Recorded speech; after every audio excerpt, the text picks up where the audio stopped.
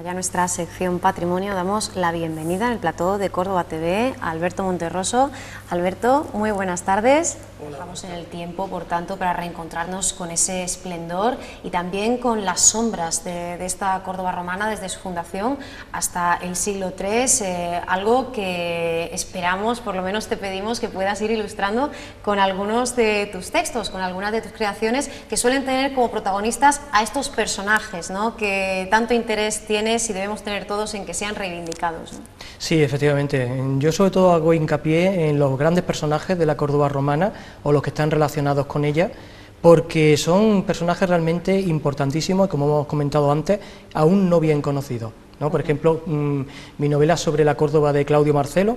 Claudio Marcelo es un gran desconocido para Córdoba, teniendo en cuenta que es el fundador de la Córdoba romana y que es un personaje importantísimo desde el punto de vista histórico, no solamente por trayectoria familiar, sino porque además es el prototipo de buen político, de hombre de consenso. Es una persona que, tanto desde el punto de vista histórico como desde el punto de vista ético, político, intelectual, cultural, es de gran importancia y es nuestro fundador y apenas se le conoce.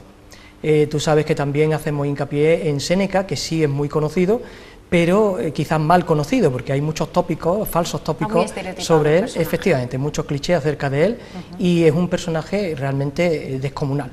Quizás sea el intelectual más importante del imperio, sin duda. Y luego personajes como Marco Aurelio, que tú sabes que fue el objeto de mi primera novela histórica, El emperador impasible, efectivamente, otro personaje que realmente ha despertado en el extranjero, como es lógico, pues gran interés en todos los tiempos, porque está considerado quizás el mejor gobernante de la historia, y hay que saber que sus raíces eran cordobesas, no solo biológicas, porque sus padres eran de Espejo, y la familia de su paterna, digamos, y su madre de Córdoba, no solamente biológica, aunque él naciera en Roma, ¿verdad?, sino sobre todo intelectuales, porque su gran referencia es Séneca, la filosofía y la política de Séneca. Personajes importantísimos que hay que sacar a flote.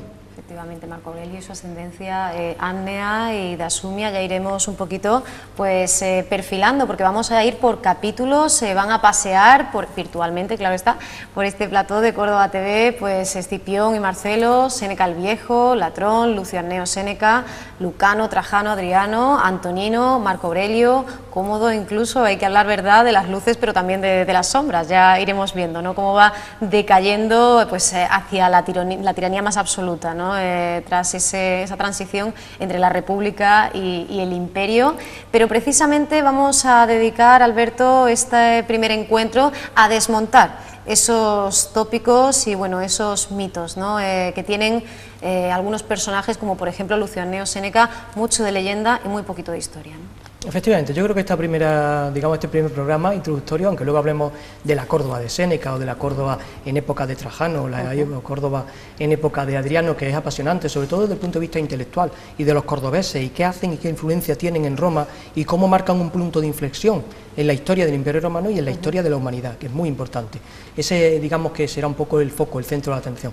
Pero efectivamente este primer programa introductorio podríamos dedicarlo, como bien dices, a romper algunos falsos tópicos de forma breve y contundente, 6 o 7 para de ellos, que nada así más. Hacemos recapitulación y empezamos ya desde cero, ¿no? Exactamente, sobre todo muchas veces cuando se aprende algo lo importante es quitar malos hábitos, ¿verdad?, y a partir de ahí se aprende más fácilmente. Pues ahora intentaremos criticar algunos falsos tópicos que circulan. Empezamos, tú nos hablabas de 2 puntos, pero que yo creo que tienen un denominador común, o que al menos uno puede ser de alguna forma paradigmáticamente el reflejo del otro, y es, dentro de lo poco y lo mal que conocemos la trayectoria vital, profesional, intelectual de Lucio Anneo Séneca, por un lado ese rostro equivocado que generación tras generación hemos ido perpetuando, y por otro pues ese senequismo de taberna, ¿no?, como tú lo llamas.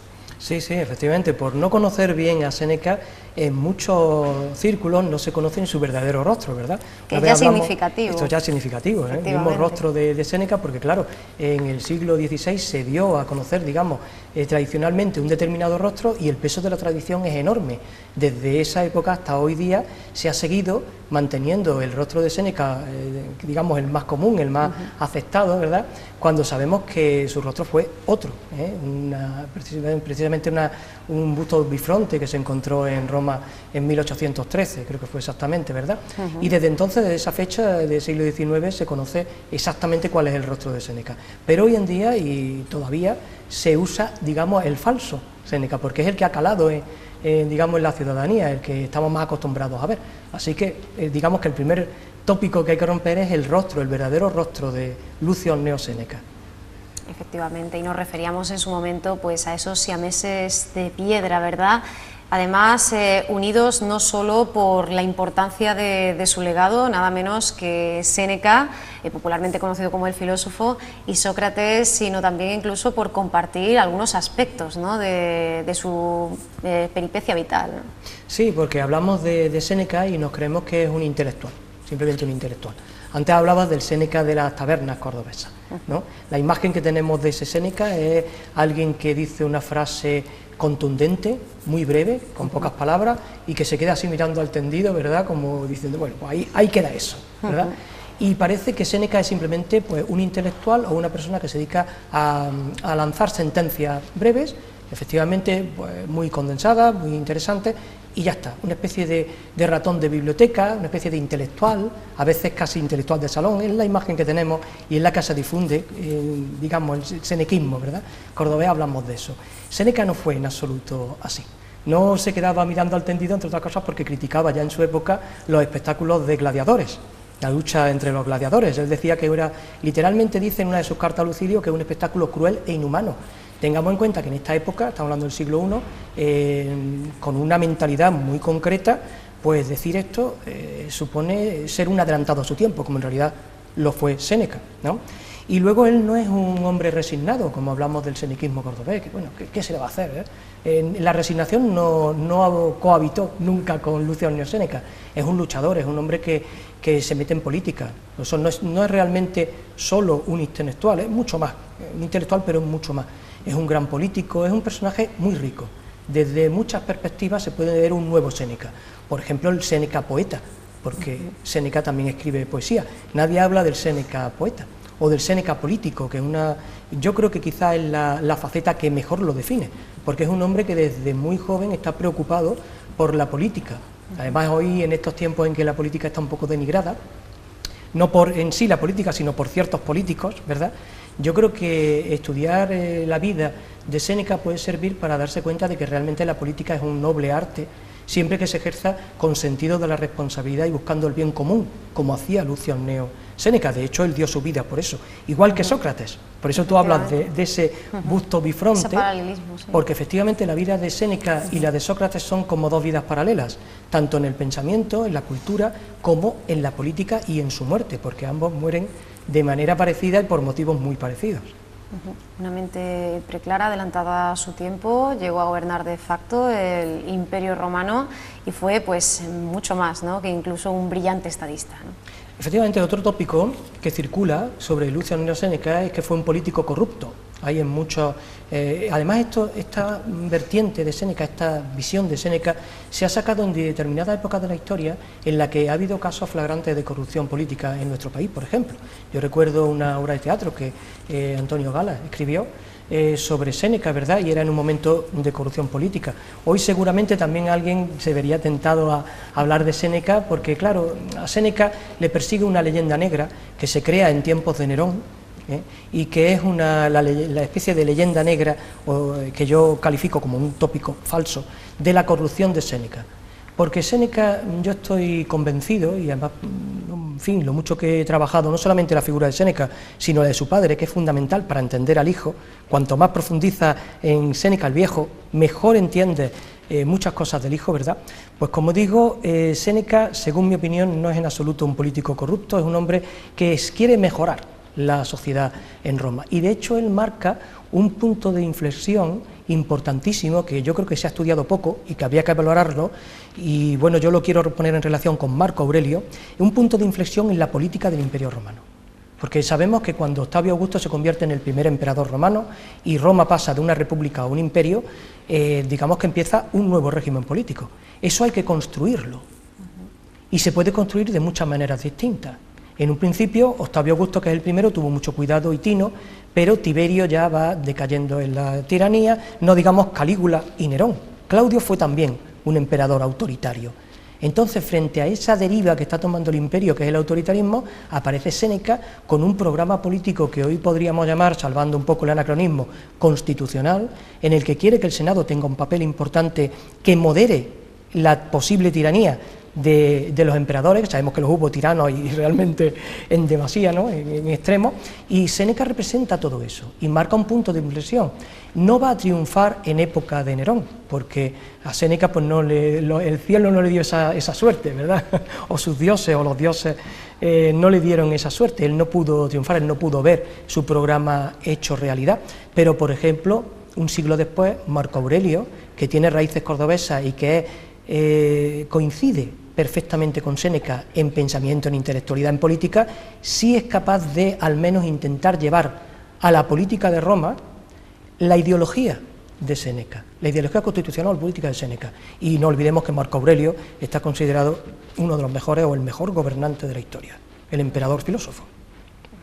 Continúa ese ideario intelectual, político, ético, que ya Séneca, efectivamente, como tú comentabas, pues tomara de su padre, ¿no?, de Marco Anneo Séneca.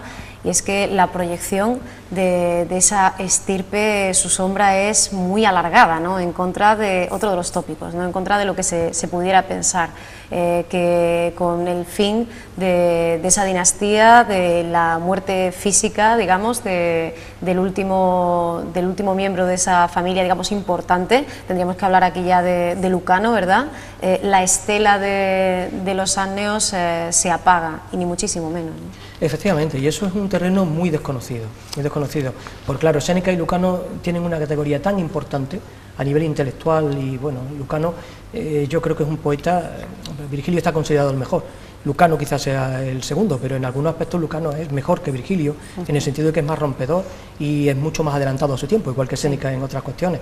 Séneca y Lucano son dos intelectuales de una valía extraordinaria, son puntos de referencia de la intelectualidad de toda la época del Imperio Romano. De los 1000 años que duró Roma, si quieres decir 2 o 3 nombres de grandes intelectuales, tienes que hablar de Séneca y Lucano. Claro, cuando ellos mueren asesinados, digamos, condenados a muerte por Nerón, que no solamente se encargó de condenar a muerte a Séneca y Lucano, sino prácticamente a todos los miembros influyentes de la familia Annea, los dos hermanos de Séneca también murieron, en fin, y padre y otros porque ya no estaban, si no también habrían caído, ¿verdad? Entonces, parece que cuando mueren Séneca y Lucano ya todo acaba, no todo termina, ¿no? Ya la influencia de los cordobeses en Roma se ha acabado, y parece como que Córdoba ya no pinta nada en Roma hasta la caída del imperio, ¿verdad? Por lo menos a nivel de intelectuales, de personas influyentes. No es así. Sabemos que no es así porque ya en época de Séneca empiezan a acceder al poder familias cordobesas muy importantes que se van a mantener siempre en un segundo plano, pero que van a estar muy cerca de la cúpula del poder. De hecho, los cordobeses fueron los que apoyaron a Vespasiano y a la dinastía de los Flavios, que es la que vino después de la muerte de Nerón, ¿verdad?, y que duró 27 años nada más. Y todos durante esos 27 años hay familias cordobesas y sobre todo personajes importantes cordobeses en el mundo de la política, de los negocios, en el mundo de la intelectualidad también, que están en un segundo plano, pero que son la mano derecha de los Flavios. Por eso cuando Domiciano, que es el último de los emperadores Flavios, que llegó a ser un tirano también, es asesinado, ese grupo de poder cordobés es el que consigue sobre todo que Trajano llegue a ser emperador de Roma. Con lo cual, digamos que no son conocidos, pero hay muchísimos cordobeses después de Séneca y Lucano que tienen una grandísima importancia. Eso es otro tópico que hay que romper, ¿no? No todo acabó con la muerte de Séneca y Lucano. Ellos, digamos que supieron sembrar algo para que otras generaciones cogieran el relevo. Pero esto es una parte de la historia muy, muy desconocida y realmente apasionante, ¿no? Fíjate que hemos hablado alguna vez de que el viejo Annio, este hombre que nació en Espejo y que fue el abuelo de Marco Aurelio, que por eso decimos que tiene sus raíces cordobesas, el viejo Annio era cuñado del emperador Adriano. De hecho, es él el que, ante la falta de hijos de Trajano y Adriano, aporta descendientes para la dinastía del siglo II, que también está considerada la mejor dinastía de la historia. El siglo II, el siglo de oro del Imperio Romano, y la dinastía que gobernó durante esos 100 años, prácticamente 90 y tantos, casi un siglo entero, fue una dinastía procedente de la Bética. Trajano y Adriano, que nacieron en Itálica, y luego todos los que vinieron, que estaban casados o descendían de familias cordobesas. Y eso es un tema que hay que estudiar, porque es importantísimo. hemos hecho alusión ya en unas cuantas ocasiones a ese final, ¿no?, trágico, tanto de Lucio Anneo Séneca como de Marco Anneo Lucano. Y bueno, hay que decir aquí, Alberto, que volviendo a ese gran político, gran estadista o político corrupto, claramente ese final deriva, es un efecto directo de la integridad, ¿no?, de la fuerte implicación que él tenía no solo con su tiempo, tanto Séneca el filósofo como Lucano, su sobrino, sino con la posteridad, ¿no? Sí, Séneca sabe morir, eso no lo niega nadie. Algunos dicen que, bueno, pues que movido un poco por esta campaña de desprestigio que surge sobre todo en el año 62, cuando él se retira ya para escribir, simplemente pues sabe que no tiene nada que hacer en la corte de Nerón, esa campaña de desprestigio es descomunal, es atroz. Lo acusan de muchas cosas, de usura, de prestar dinero a un altísimo interés, cosa que por otra parte era normal, criticable desde nuestra perspectiva de hoy, pero muy normal en la época. Lo critican incluso de haber tenido relaciones con la madre del emperador, con Agripina, y lo acusan de criticar al emperador, cosa que por otro lado me parece muy bien, porque Nerón era criticable de todos los puntos de vista. Sí. Lo acusan de muchas cosas, pero realmente es una campaña de desprestigio, porque la imagen de Séneca en su época era una imagen impoluta, tenía una autoridad moral e intelectual sin parangón en toda la historia del Imperio Romano. Por lo tanto, es un hombre cuya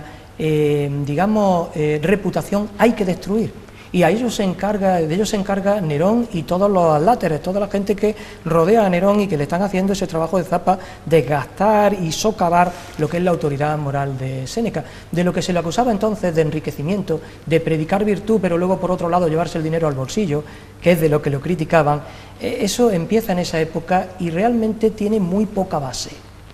Tiene muy poca base porque Séneca es un hombre ya riquísimo de familia, no es un hombre que tuviera que dedicarse a los negocios para enriquecerse. A eso se había dedicado uno de sus hermanos y precisamente era uno de los hombres más ricos del imperio, tenía una riqueza enorme, ¿no?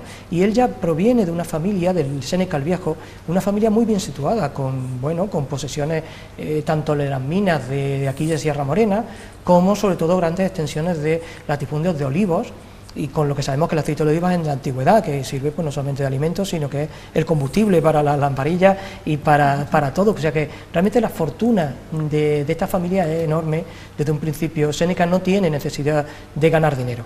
De hecho, cuando él se retira a escribir, cede todos sus bienes y todo su dinero, absolutamente todo, lo cede a Nerón, con lo cual su comportamiento en ese aspecto es, digamos que interesante de estudiar, ¿no? Pero claro, la figura de Séneca hay que destruirla, porque Nerón es un hombre que se da al vicio, a la degeneración y a la tiranía. Entonces siempre un referente moral es muy incómodo para alguien que hace mal las cosas.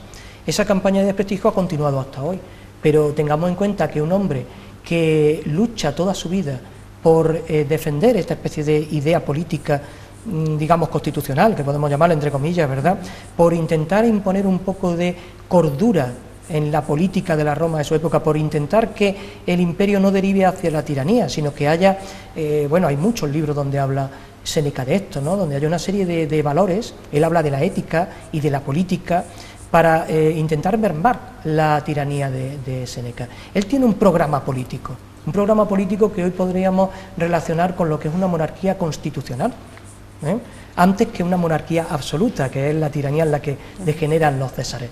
Entonces este hombre defiende esa idea política siempre, es condenado 3 veces a muerte, como sabemos, se libró de las 2 primeras con Calígula, con Claudio, pero ya la de Nerón no la pudo esquivar y fue condenado definitivamente y murió en el año 65, pero un hombre que hasta el final está luchando por su ideología, por sus pensamientos, por sus creencias, porque en realidad no lo hace por puro egoísmo, sino porque piensa que eso beneficia al bien común.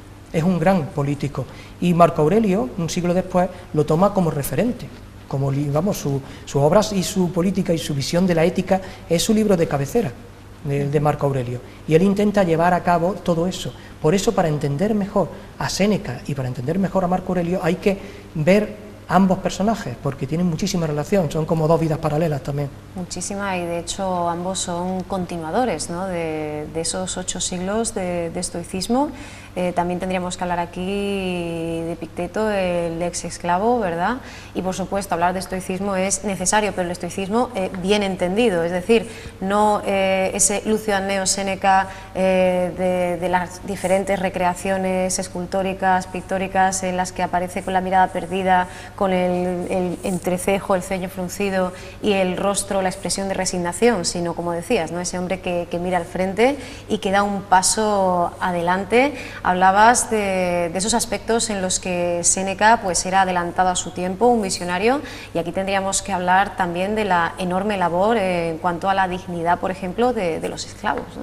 Eso es un punto importantísimo, realmente. Cuando él habla de los esclavos y dice que son personas humanas que tienen la misma dignidad que el resto. En un tiempo en el que se consideraba mercancía. Totalmente, mercancía y hasta una cosa. Hubo una época en Roma en que si un amo mataba al esclavo no se le pedía ninguna responsabilidad. Era una pertenencia suya. Una pertenencia, un objeto. Igual que tú coges un folio y es tuyo y lo tiras a la papelera, es cruel desde nuestro punto de vista actual de hoy, que claro, evidentemente afortunadamente tenemos la mentalidad, la conciencia de lo que son los derechos humanos, pero en esta época, yo te comentaba en uno de los programas la anécdota de Horacio, que iba paseando con su esclavo por el campo y decía, qué alegría pasear solo por el campo. El esclavo no era ni siquiera compañía, es como el que pasea con su perro, realmente eran criaturas que estaban en una situación muy triste, ¿no? Tristísima. Y en esta mentalidad, que Lucio Anneo Séneca diga que el esclavo es una persona que tiene la misma dignidad que el resto y que simplemente la fortuna, la suerte, la vida, las circunstancias lo han colocado en un ámbito diferente al de su amo, pues eso realmente es importantísimo. Es el primer intelectual que aboga por los derechos de los esclavos.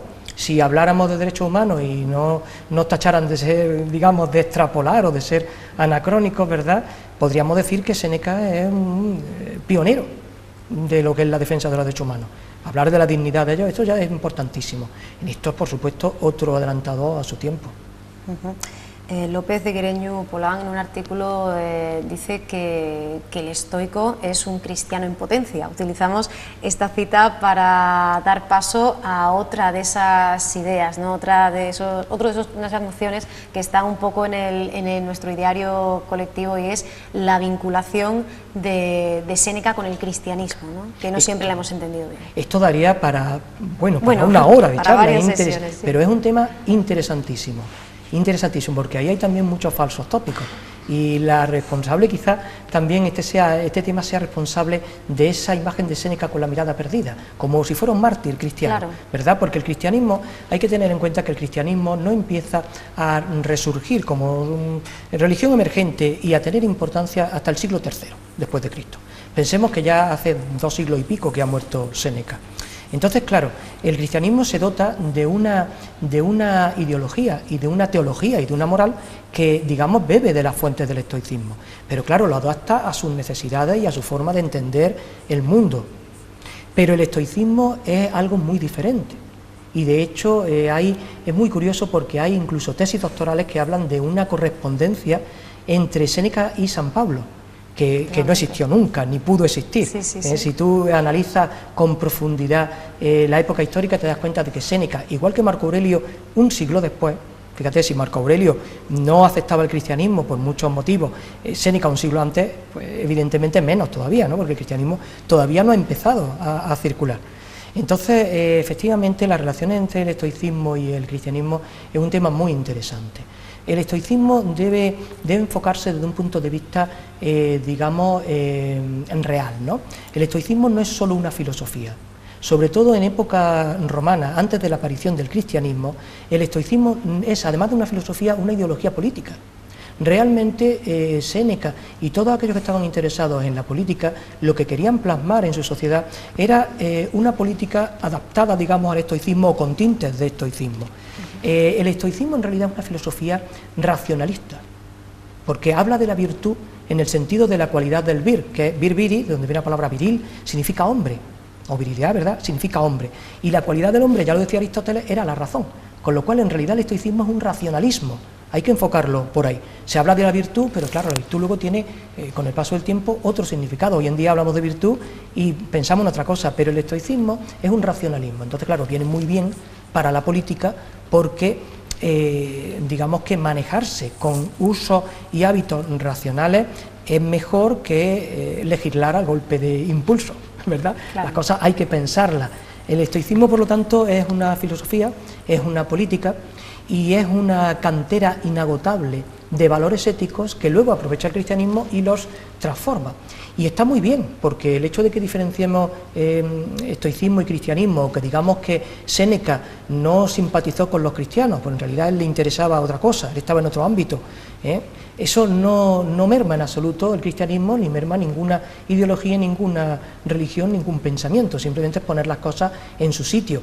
De hecho, el cristianismo tiene luego muy buen gusto, porque lo que hace es, a la hora de tener que dotarse de una serie de reglas morales, lo que hace es coger a Séneca, coger a Marco Aurelio y nutrirse del estoicismo. Y tiene buen gusto porque realmente es una filosofía fantástica, pero en honor a la verdad tenemos que decir que Séneca no se hizo nunca cristiano, ni fue cristiano, ni simpatizó con los cristianos. Más bien, posteriormente, los cristianos simpatizaron con Séneca o se hicieron senequistas. Y hemos nombrado ya en varias ocasiones a Marco Aurelio, imposible, ¿verdad?, dejar de acordarse de este personaje de tal importancia y además tan sumamente cercano, ¿no? Ya hemos hablado antes de esa ascendencia. A Marco Aurelio le obsesionaba, Alberto, nos lo recordabas, el día que estuvimos hablando largo y tendido sobre el emperador impasible, además haciendo referencia al título, como decíamos, de tu ópera prima en el año 2009 publicada. Le preocupaba por encima de todas las cosas, como una obsesión, la defensa de la cultura y la civilización personificadas en Roma y en su imperio, ¿no? A pesar de todo lo que ya había visto y vivido, pues recoge el testigo, ¿no?, de esa saga Annea. Sí, efectivamente, yo creo que Marco Aurelio es la culminación de toda esa serie de personajes cordobeses que generación tras generación han intentado un mundo mejor. El mundo de entonces era Roma y ellos contribuyen en una mentalidad muy cosmopolita, no son localistas, como ahora se lleva mucho eso de ser localista, de todo esto es mío y de poner fronteras, ¿verdad? Me parece un error. Ellos nacen en Córdoba, provienen de la Bética, que es una de las provincias más cultas y más ricas del imperio, pero ellos no barren para la Bética. Su casa, su patria es el mundo. Son cosmopolitas en el mejor sentido de la palabra, en el sentido de polites, ciudadanos del cosmos, que es del mundo. Por lo tanto, ellos quieren ir a Roma, mejorar Roma y construir un sistema en el que se incluyen ciertas libertades y conceptos muy modernos de hoy, ¿verdad?, que mejore la vida de la gente. Y Marco Aurelio es la culminación de todo esto, porque realmente es un hombre, Marco Aurelio es una persona realmente increíble, es un personaje riquísimo y casi podría ser un personaje de una tragedia. Él es un personaje trágico, porque es un hombre muy preparado, hereda toda la trayectoria de Séneca y de toda la intelectualidad, digamos, de mejor nivel de Roma, es el prototipo del intelectual en el poder, es el sueño del Platón, cuando decía Platón que el mundo alcanzaría la felicidad cuando los gobernantes se convirtieran en filósofos o los filósofos en gobernantes.